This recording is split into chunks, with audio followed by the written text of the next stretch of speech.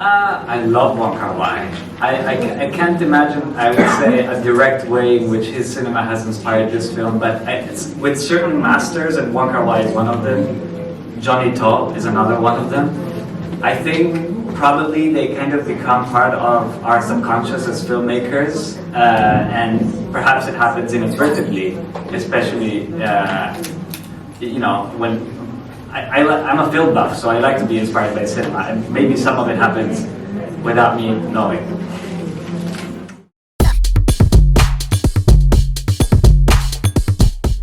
So yes, I did study in Zurich, so I will, because it's a difficult question for myself to talk who I am or what I get nervous just of the thought, when people look at me or whatever, but I will trace it down to Zurich, maybe that's interesting to you. So I think choosing to study in Zurich was not by coincidence. It was because I chose to go there because of the lake and the nature, which is not the normal choice you would do regarding becoming an actor. And doing so, I think I preserved myself, my own way of dreaming maybe, or the way I am, walking in the mountains and swimming in the lake, rather than going onto internet and thinking about will I be like a famous actor one day or something.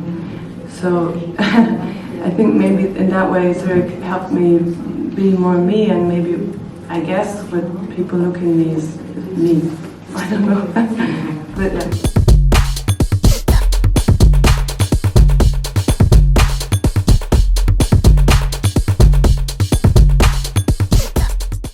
something very significant happening there as a consequence to what was happening in Europe. But what was interesting to us in Greece was the way that the Greek people reacted to it, which was to engage. It was to collaborate and occupy the streets and say what they thought, and try to communicate by any means necessary with the government and with the rest of Europe, which was something that was useful to us both as the background of our story, but also as something that is inspiring for the character of Beckett, who is quite the opposite of that type of person.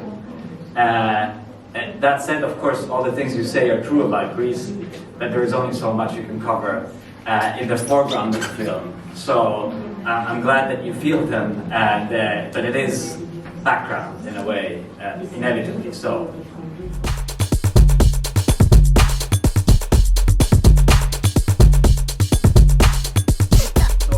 Plot that happens in the film is entirely fictional. We like the idea of being inspired by what really happened, again, to inform the grounded tone that we were looking for, something that we could relate to.